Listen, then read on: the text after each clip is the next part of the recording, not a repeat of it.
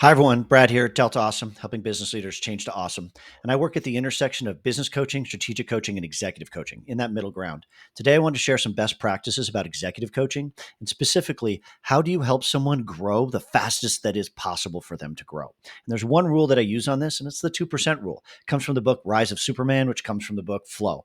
Basically, it's this. You, as a mentor, manager, coach, need to find somebody else's own personal, idiosyncratic, in context zone of comfort.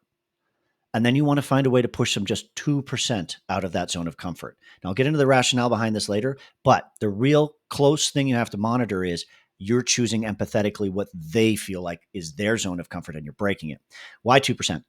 Above 2%, people either fail to try and they'll create a smoke screen as to why they couldn't or why they didn't, or they'll fail to succeed. It's just too far for them to go. And it reinforces when I try to get out of my comfort zone, I fail. So we want to stay away from high volume, go fast stuff. The other side is inside of their comfort zone. Well, you just reinforce the comfort zone, which creates a groove in their mind that my comfort zone is where I belong. It is for some people, but if they're hiring you as an executive coach or asking you to mentor them or you're choosing to coach them, you can't hold on to that. But that 2% space, that's actually where the flow state occurs. When you know what you're doing mostly, but you got to do something a little harder, a little faster, a little better, and get a feedback loop, that's how flow comes into place. And it's a different mechanism in your brain. It's the fastest way that humans grow.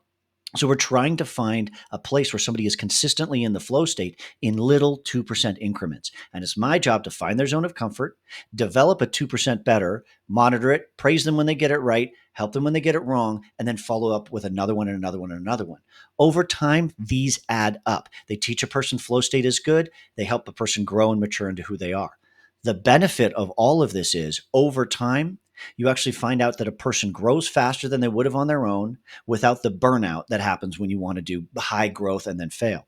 This is why relational coaching, which is what I do, unlike transactional coaching, takes so much longer but creates such better results. It's because you're consistently with somebody as they grow and their curve of growth happens. Whereas taking a 90-day program, it's kind of like a diet and a crash course. It can help, it can give you some wisdom, but once it's over, it's over. So that's why I choose to use the zone of comfort and 2% better.